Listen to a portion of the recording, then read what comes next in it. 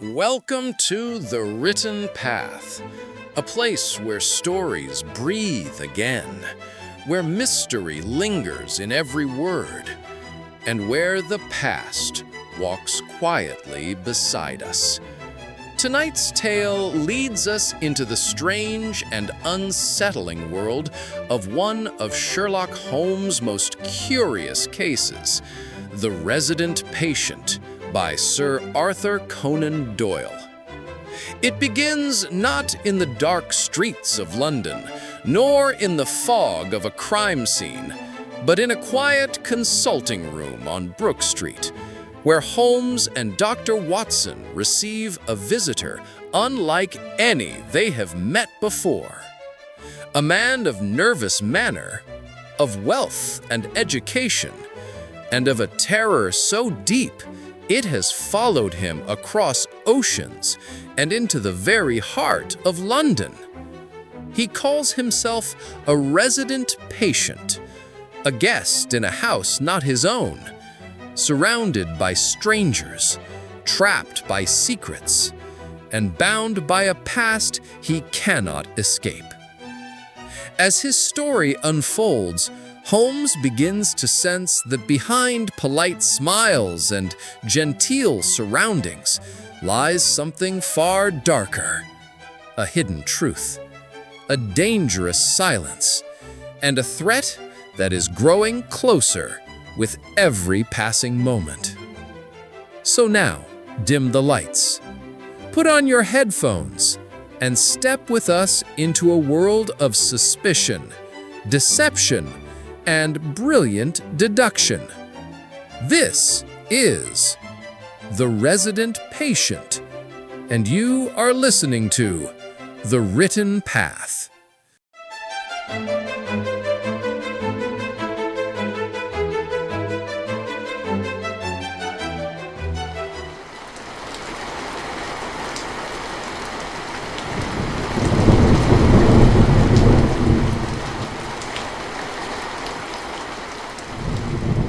It had been a close, rainy day in October. Our blinds were half drawn, and Holmes lay curled upon the sofa, reading and rereading a letter which he had received by the morning post.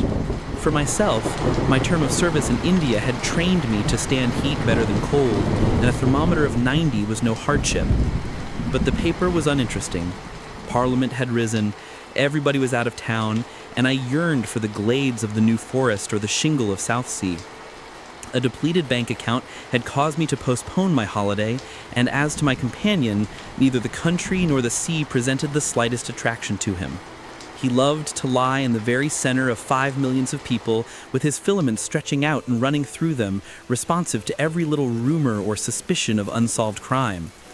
Appreciation of nature found no place among his many gifts, and his only change was when he turned his mind from the evildoer of the town to track down his brother of the country. I cannot be sure of the exact date, for some of my memoranda upon the matter have been mislaid, but it must have been towards the end of the first year during which Holmes and I shared chambers in Baker Street. It was a boisterous October weather, and we had both remained indoors all day. I, because I feared with my shaken health to face the keen autumn wind, while he was deep in some of those abstruse chemical investigations which absorbed him utterly as long as he was engaged upon them.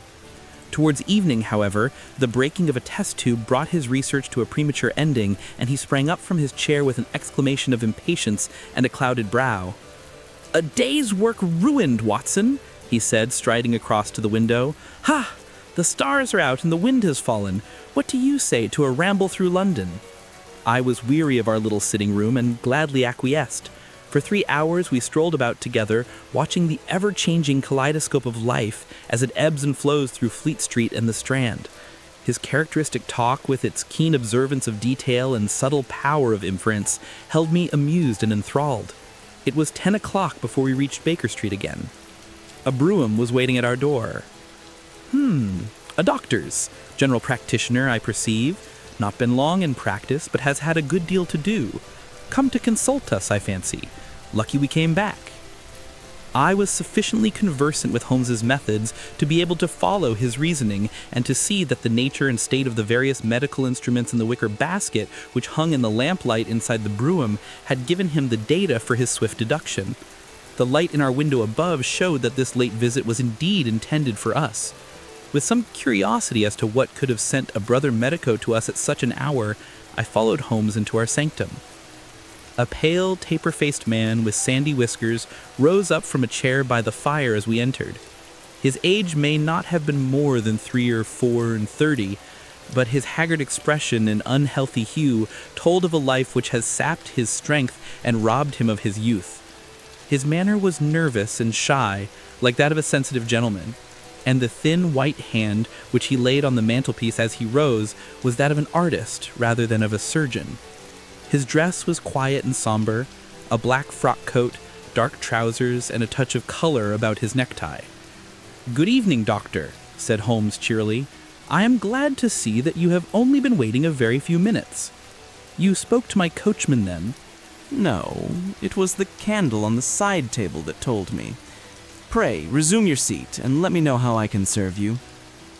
"My name is Dr. Percy Trevelyan," said our visitor, "and I live at 403 Brook Street." "Are you not the author of a monograph upon obscure nervous lesions?" I asked. His pale cheeks flushed with pleasure at hearing that his work was known to me.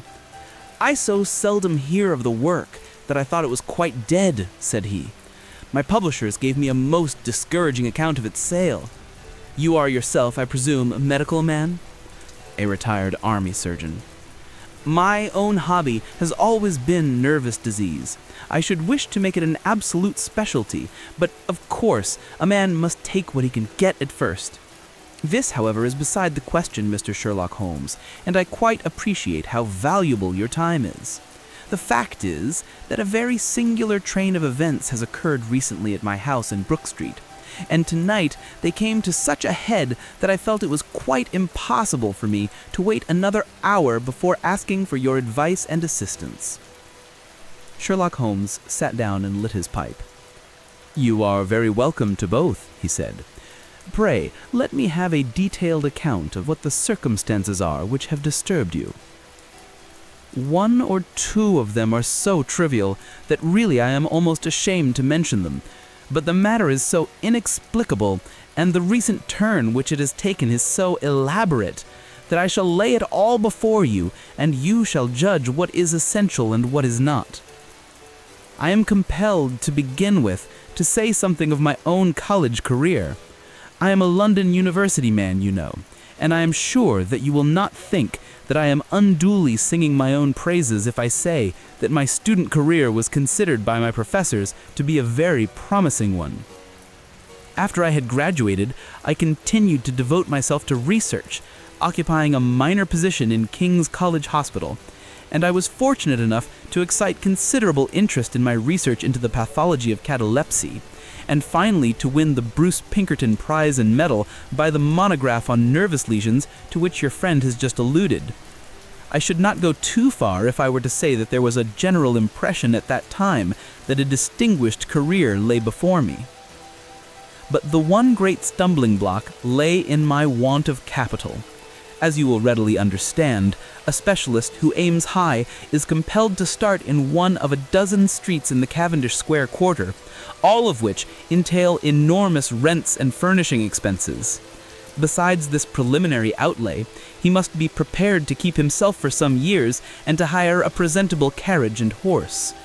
To do this was quite beyond my power, and I could only hope that by economy I might in 10 years' time save enough to enable me to put up my plate. Suddenly, however, an unexpected incident opened up quite a new prospect to me. This was a visit from a gentleman of the name of Blessington, who was a complete stranger to me. He came up to my room one morning and plunged into business in an instant. "You're the same Percy Trevelyan who has had such a distinguished career and won a great prize lately," he said. I bowed. "Answer me frankly, for you will find it to your interest to do so. You have all the cleverness which makes a successful man. Have you the tact?" I could not help smiling at the abruptness of the question. I trust that I have my share, I said. Any bad habits? Not drawn to drink, eh? Really, sir, I cried. Quite right, that's all right. But I was bound to ask. With all these qualities, why are you not in practice? I shrugged my shoulders. Come, he said, in his bustling way. It's the old story. More in your brains than in your pocket, eh?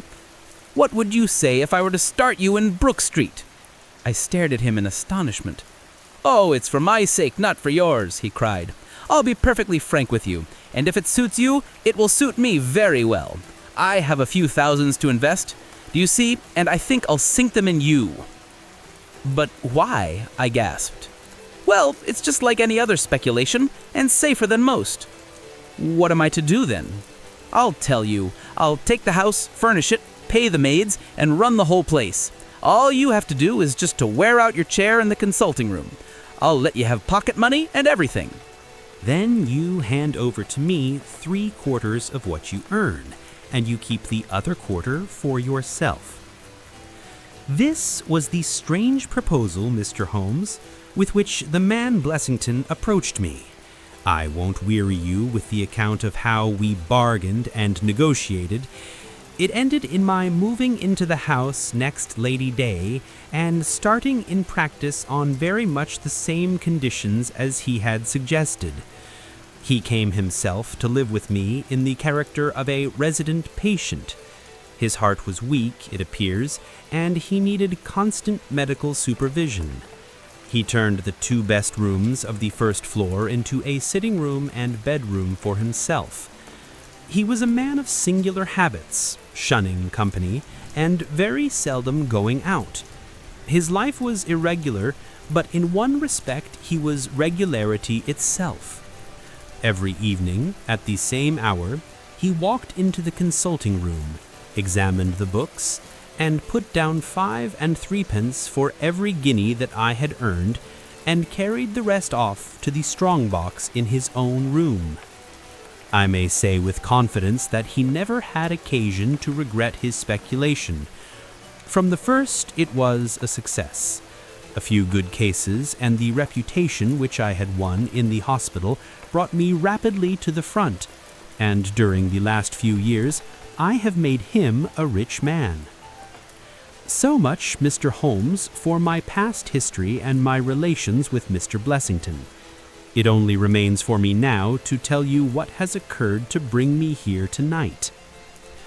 Some weeks ago, Mr. Blessington came down to me in, as it seemed to me, a state of considerable agitation. He spoke of some burglary which, he said, had been committed in the West End, and he appeared, I remember, to be quite unnecessarily excited about it, declaring that a day should not pass before we should add stronger bolts to our windows and doors. For a week he continued to be in a peculiar state of restlessness, peering continually out of the windows and ceasing to take the short walk which had usually been the prelude to his dinner. From his manner, it struck me that he was in mortal dread of something or somebody, but when I questioned him upon the point, he became so offensive that I was compelled to drop the subject. Gradually, as time passed, his fears appeared to die away, and he had renewed his former habits when a fresh event reduced him to the pitiable state of prostration in which he now lies. What happened was this. 2 days ago, I received the letter which I now read to you. Neither address nor date is attached to it. A Russian nobleman who is now resident in England, it runs, would be glad to avail himself of the professional assistance of Dr. Percy Trevelyan. He has been for some years a victim of cataleptic attacks, on which, as is well known, Dr. Trevelyan is an authority. He proposes to call at about 6:15 tomorrow evening if Dr. Trevelyan will make it convenient to be at home. This letter interested me deeply, because the chief difficulty in the study of catalepsy is the rareness of the disease. You may believe, then, that I was in my consulting room when at the appointed hour the page showed in the patient. He was an elderly man, thin, demure, and commonplace, by no means the conception one forms of a Russian nobleman. I was much more struck by the appearance of his companion. This was a tall young man, surprisingly handsome, with a dark, fierce face and the limbs and chest of a Hercules.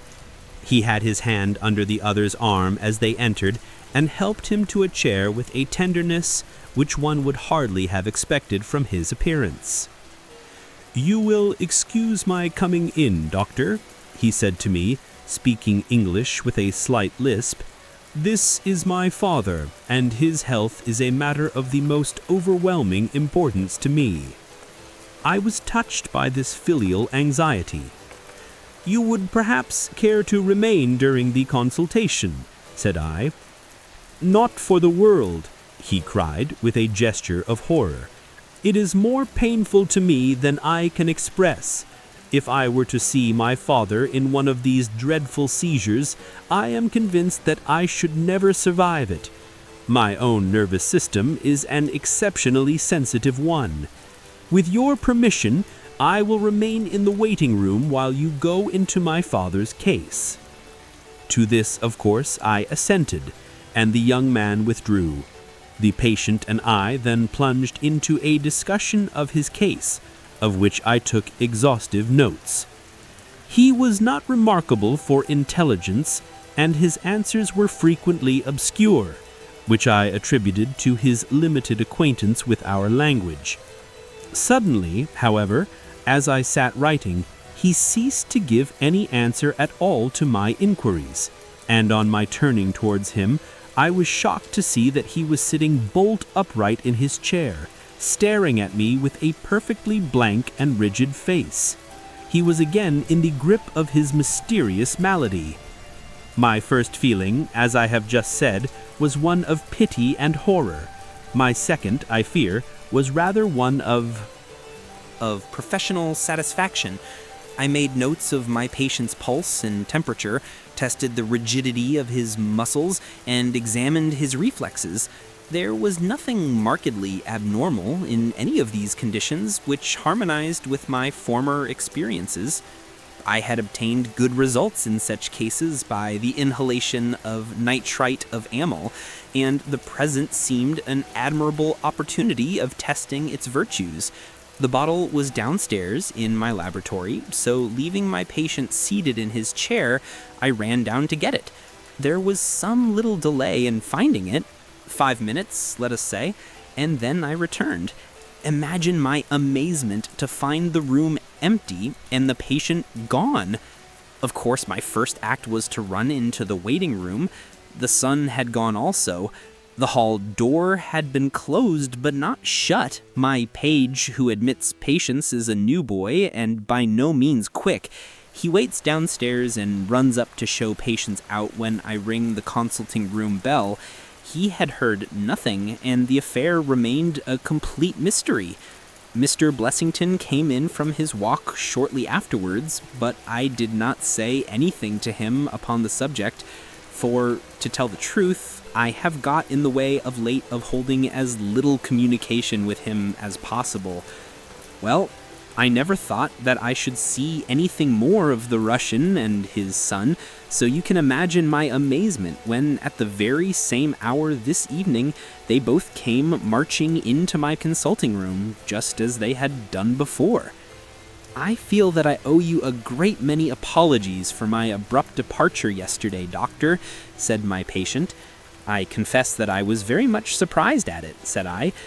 Well, the fact is, he remarked, that when I recover from these attacks, my mind is always very clouded as to all that has gone before. I woke up in a strange room, as it seemed to me, and made my way out into the street in a sort of dazed way when you were absent. And I, said the son, seeing my father pass the door of the waiting room, naturally thought that the consultation had come to an end. It was not until we had reached home that I began to realize the true state of affairs. Well, I said, laughing.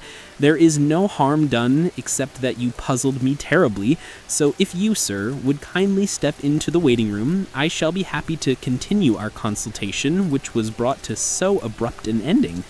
For half an hour or so, I discussed that old gentleman's symptoms with him, and then, having prescribed for him, I saw him go off upon the arm of his son. I have told you that Mr. Blessington generally chose this hour of the day for his exercise. He came in shortly afterwards and passed upstairs. An instant later, I heard him running down, and he burst into my consulting room like a man who is mad with panic. He cried, "Who has been in my room?" "No one," I said. "It's a lie," he yelled. "Come up and look." I passed over the grossness of his language, as he seemed half out of his mind with fear. When I went upstairs with him, he pointed to several footprints on the light carpet. "Do you mean to say those are mine?" he cried. They were certainly much larger than any which he could have made, and were evidently quite fresh. It rained hard this afternoon, as you know, and my patients were the only people who called.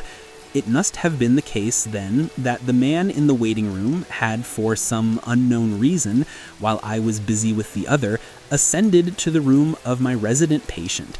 Nothing has been touched or taken, but there were the footprints to prove that the intrusion was an undoubted fact.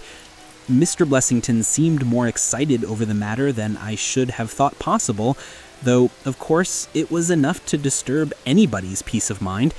He actually sat crying in an armchair, and I could hardly get him to speak coherently. It was his suggestion that I should come round to you, and of course I at once saw the propriety of it, for certainly the incident is a very singular one, though he appears to completely overrate its importance. If you would only come back with me in my brougham, you would at least be able to soothe him, though I can hardly hope that you will be able to explain this remarkable occurrence.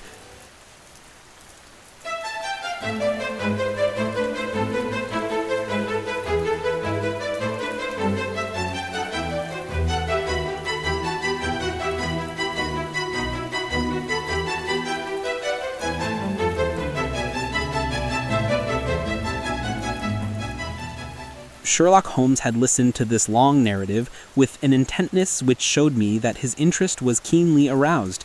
His face was as impassive as ever, but his lids had drooped more heavily over his eyes, and his smoke had curled up more thickly from his pipe to emphasize each curious episode in the doctor's tale. As our visitor concluded, Holmes sprang up without a word, handed me my hat, picked his own from the table, and followed Dr. Trevelyan to the door. Within a quarter of an hour, we had been dropped at the door of the physician's residence in Brook Street, one of those somber, flat-faced houses which one associates with a West End practice. A small page admitted us, and we began at once to ascend the broad, well-carpeted stair. But a singular interruption brought us to a standstill. The light at the top was suddenly whisked out, and from the darkness came a reedy, quivering voice. "I have a pistol," it cried. "I give you my word that I'll fire if you come any nearer." "This really grows outrageous, Mr. Blessington," cried Dr. Trevelyan. "Oh, then it is you, Doctor," said the voice, with a great heave of relief. "But those other gentlemen, are they what they pretend to be?" We were conscious of a long scrutiny out of the darkness. Yes, it's all right," said the voice at last. "You can come up, and I am sorry if my precautions have annoyed you." He relit the stair gas as he spoke, and we saw before us a singular-looking man, whose appearance, as well as his voice, testified to his jangled nerves. He was very fat, but had apparently at some time been much fatter, so that the skin hung about his face in loose pouches, like the cheeks of a bloodhound. He was of a sickly color, and his thin, sandy hair seemed to bristle up with the intensity of his emotion. In his hand he held a pistol, but he thrust it into his pocket as we advanced. "Good evening, Mr. Holmes," he said. "I am sure I am very much obliged to you for coming round. No one ever needed your advice more than I do. I suppose that Dr. Trevelyan has told you of this most unwarrantable intrusion into my rooms." "Quite so," said Holmes. "Who are these two men, Mr. Blessington, and why do they wish to molest you?" Well, said the resident patient in a nervous fashion. Of course, it is hard to say that. You can hardly expect me to answer that, Mr. Holmes. Do you mean that you don't know? Come in here, if you please. Just have the kindness to step in here. He led the way into his bedroom, which was large and comfortably furnished. You see that, he said, pointing to a big black box at the end of his bed. I have never been a very rich man, Mr. Holmes, never made but one investment in my life, as Dr. Trevelyan would tell you. But I don't believe in bankers. I would never trust a banker, Mr. Holmes. Between ourselves, what little I have is in that box, so you can understand what it means to me when unknown people force themselves into my rooms. Holmes looked at Blessington in his questioning way and shook his head. I cannot possibly advise you if you try to deceive me, he said. But I have told you everything. Holmes turned on his heel with a gesture of disgust. Good night, Dr. Trevelyan. And no advice for me? Cried Blessington in a breaking voice. My advice to yours, sir, is to speak the truth. A minute later, we were in the street and walking for home. We had crossed Oxford Street and were halfway down Harley Street before I could get a word from my companion. Sorry to bring you out on such a fool's errand, Watson. It is an interesting case, too, at the bottom of it. I can make little of it, I confessed. Well, it is quite evident that there are two men, more, perhaps, but at least two who are determined, for some reason, to get at this fellow Blessington. I have no doubt in my mind that both on the first and on the second occasion that young man penetrated to Blessington's room, while his confederate, by an ingenious device, kept the doctor from interfering. And the catalepsy? A fraudulent imitation, Watson, though I should hardly dare to hint as much to our specialist. It is a very easy complaint to imitate. I have done it myself. And then, by the purest chance, Blessington was out on each occasion. The reason for choosing so unusual an hour for a consultation was obviously to ensure that there should be no other patient in the waiting room. It just happened, however, that this hour coincided with Blessington's constitutional, which seems to show that they were not very well acquainted with his daily routine. Of course, if they had been merely after plunder, they would at least have made some attempt to search for it. Besides, I can read in a man's eye when it is his own skin that he is frightened for. It is inconceivable that this fellow could have made two such vindictive enemies as these appear to be without knowing of it. I hold it therefore to be certain that he does know who these men are, and that for reasons of his own, he suppresses it. It is just possible that tomorrow may find him in a more communicative mood. Is there not one alternative? I suggested. Grotesquely improbable, no doubt, but still just conceivable? Might the whole story of the cataleptic Russian and his son be a concoction of Dr. Trevelyan's, who has, for his own purposes, been in Blessington's rooms? I saw in the gaslight that Holmes wore an amused smile at this brilliant departure of mine. My dear fellow, said he, it was one of the first solutions which occurred to me, but I was soon able to corroborate the doctor's tale. This young man has left prints upon the stair carpet, which made it quite superfluous for me to ask to see those which he had made in the room. When I tell you that his shoes were square-toed instead of being pointed like Blessington's, and were quite an inch and a third longer than the doctor's, you will acknowledge that there can be no doubt as to his individuality. But we may sleep on it now, for I shall be surprised if we do not hear something further from Brook Street in the morning. Sherlock Holmes's prophecy was soon fulfilled, and in a dramatic fashion. At 7:30 next morning, in the first glimmer of daylight, I found him standing by my bedside in his dressing gown. There's a brougham waiting for us, Watson, said he. What's the matter then? The Brook Street business. Any fresh news? Tragic but ambiguous, said he, pulling up the blind. Look at this. A sheet from a notebook with, "For God's sake come at once, P.T." scrawled upon it in pencil. Our friend, the doctor, was hard put to it when he wrote this. Come along, my dear fellow, for it's an urgent call. In a quarter of an hour or so, we were back at the physician's house. He came running out to meet us with a face of horror. Oh, such a business, he cried with his hands to his temples. What then? Blessington has committed suicide. Holmes whistled. Yes, he hanged himself during the night. We had entered, and the doctor had preceded us into what was evidently his waiting room. "I really hardly know what I'm doing," he cried. "The police are already upstairs. It has shaken me most dreadfully." "When did you find it out?" "He has a cup of tea taken into him early every morning. When the maid entered, about 7, there the unfortunate fellow was hanging in the middle of the room. He had tied his cord to the hook on which the heavy lamp used to hang, and he had jumped off from the top of the very box that he showed us yesterday." Holmes stood for a moment in deep thought.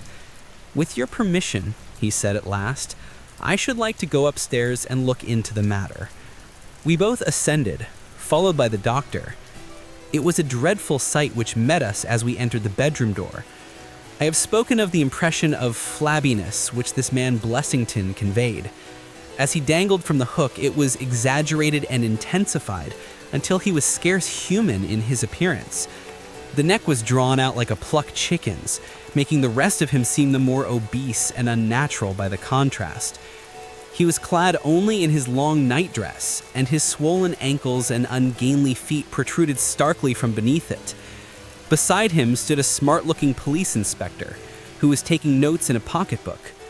"Ah, Mr. Holmes," he said heartily, as my friend entered.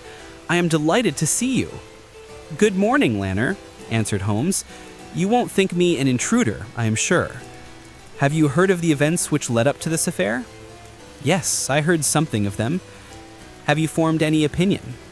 "As far as I can see, the man has been driven out of his senses by fright. The bed has been well slept in, you see. There's his impression deep enough. It's about 5 in the morning, you know, that suicides are most common. That would be about his time for hanging himself. It seems to have been a very deliberate affair." "I should say that he's been dead about 3 hours, judging by the rigidity of the muscles," said I. "Noticed anything peculiar about the room?" asked Holmes. "Found a screwdriver and some screws on the washhand stand. Seems to have smoked heavily during the night, too. Here are 4 cigar ends that I picked out of the fireplace." Said Holmes. "Have you got his cigar holder?" "No, I have seen none." "His cigar case, then?" "Yes, it was in his coat pocket." Holmes opened it and smelled the single cigar which it contained. "Oh, this is a Havana, and the others are cigars of the peculiar sort which are imported by the Dutch from their East Indian colonies. They are usually wrapped in straw, you know, and are thinner for their length than any other brand." He picked up the 4 ends and examined them with his pocket lens. "2 of these have been smoked from a holder and 2 without," said he. "2 have been cut by a not very sharp knife, and 2 have had the ends bitten off by a set of excellent teeth. This is no suicide, Mr. Lanner. It is a very deeply planned and cold-blooded murder." "Impossible!" cried the inspector. "And why? Why should anyone murder a man in so clumsy a fashion as by hanging him? That is what we have to find out. How could they get in? Through the front door. It was barred in the morning. Then it was barred after them. How do you know? I saw their traces. Excuse me a moment, and I may be able to give you some further information about it." He went over to the door, and turning the lock, he examined it in his methodical way. Then he took out the key, which was on the inside, and inspected that also. The bed, the carpet, the chairs, the mantelpiece, the dead body, and the rope were each in turn examined, until at last he professed himself satisfied, and with my aid and that of the inspector, cut down the wretched object and laid it reverently under a sheet. "How about this rope?" he asked. "It is cut off this," said the Dr. Trevelyan, drawing a large coil from under the bed. "He was morbidly nervous of fire, and always kept this beside him so that he might escape by the window in case the stairs were burning." "That must have saved them trouble," said Holmes thoughtfully. "Yes, the actual facts are very plain, and I shall be surprised if by the afternoon I cannot give you the reasons for them as well. I will take this photograph of Blessington, which I see upon the mantelpiece, as it may help me in my inquiries." "But you have told us nothing," cried the doctor. "Oh, there can be no doubt as to the sequence of events," said Holmes. "There were 3 of them in it, the young man, the old man, and a third, to whose identity I have no clue. The first 2, I need hardly remark, are the same who masqueraded as the Russian count and his son, so we can give a very full description of them. They were admitted by a confederate inside the house. If I might offer you a word of advice, Inspector, it would be to arrest the page, who, as I understand, has only recently come into your service, Doctor." "The young imp cannot be found," said the Dr. Trevelyan. "The maid and cook have just been searching for him." Holmes shrugged his shoulders. "He has played a not unimportant part in this drama," he said. "The 3 men having ascended the stairs, which they did on tiptoe, the elder man first, the younger man second, and the unknown man in the rear." "My dear Holmes," I ejaculated. "Oh, there could be no question as to the superimposing of the footmarks.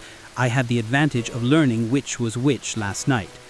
They ascended then to Mr. Blessington's room, the door of which they found to be locked. With the help of a wire, however, they forced round the key. Even without the lens you will perceive by the scratches on this ward where the pressure was applied. On entering the room, their first proceeding must have been to gag Mr. Blessington. He may have been asleep, or he may have been so paralyzed with terror as to have been unable to cry out. These walls are thick, and it is conceivable that his shriek, if he had time to utter one, was unheard. Having secured him, it is evident to me that a consultation of some sort was held. Probably it was something in the nature of a judicial proceeding. It must have lasted for some time, for it was then that these cigars were smoked. The older man sat in that wicker chair. He has used a cigar holder. The younger man sat over yonder. He knocked his ash off against the chest of drawers. The third fellow paced up and down. Blessington, I think, sat upright in the bed, but of that I cannot be absolutely certain. Well, it ended by their taking Blessington and hanging him. The matter was so prearranged that—" It is my belief that they brought with them some sort of block or pulley which might serve as a gallows. That screwdriver and those screws were, as I conceive, for fixing it up. Seeing the hook, however, they naturally saved themselves the trouble. Having finished their work, they made off, and the door was barred behind them by their confederate. We had all listened with the deepest interest to the sketch of the night's doings, which Holmes had deduced from signs so subtle and minute that, even when he had pointed them out to us, we could scarcely follow him in his reasoning. The inspector hurried away on the instant to make inquiries about the page, while Holmes and I returned to Baker Street for breakfast. "I'll be back by 3, he said, when we had finished our meal. "Both the inspector and the doctor will meet me here at that hour, and I hope by that time to have cleared up any little obscurity which the case may still present." Our visitors arrived at the appointed time, but it was 3:45 before my friend put in an appearance. From his expression as he entered, however, I could see that all had gone well with him. "Any news, Inspector?" "We have got the boy, sir." "Excellent. And I have got the men." "You have got them?" we cried, all 3. "Well, at least I have got their identity. This so-called Blessington is, as I expected, well known at headquarters, and so are his assailants. Their names are Biddle, Hayward, and Moffat." "The Worthington Bank Gang!" "Precisely," said Holmes. "Then Blessington must have been Sutton." "Exactly," said Holmes. "Why, that makes it as clear as crystal," said the inspector, but Trevelyan and I looked at each other in bewilderment. "You must surely remember the great Worthington Bank business," said Holmes. 5 men were in it, these 4 and a 5th called Cartwright. Tobin, the caretaker, was murdered, and the thieves got away with £7,000. This was in 1875. They were all 5 arrested, but the evidence against them was by no means conclusive. This Blessington, or Sutton, who was the worst of the gang, turned informer. On his evidence, Cartwright was hanged, and the other 3 got 15 years apiece. When they got out the other day, which was some years before their full term, they set themselves, as you perceive, to hunt down the traitor and to avenge the death of their comrade upon him. Twice they tried to get at him and failed. A third time, you see, it came off. Is there anything further which I can explain, Dr. Trevelyan? I think you have made it all remarkable clear, said the doctor. No doubt the day on which he was perturbed was the day when he had seen of their release in the newspapers. Quite so. His talk about a burglary was the merest blind. But why could he not tell you this? Well, my dear sir, knowing the vindictive character of his old associates, he was trying to hide his own identity from everybody as long as he could. His secret was shameful, and he could not bring himself to divulge it. However, wretch as he was still living under the shield of British law, and I have no doubt, Inspector, that you will see that, though that shield may fail to guard, the sword of justice is still there to avenge. Such were the singular circumstances in connection with the resident patient and the Brook Street doctor. From that night, nothing has been seen of the 3 murderers by the police, and it is surmised at Scotland Yard that they were among the passengers of the ill-fated steamer Nora Creina, which was lost some years ago with all hands on the Portuguese coast, some leagues to the north of Oporto. The proceedings against the page broke down for want of evidence, and the Brook Street mystery, as it was called, has never until now been fully dealt with in any public print.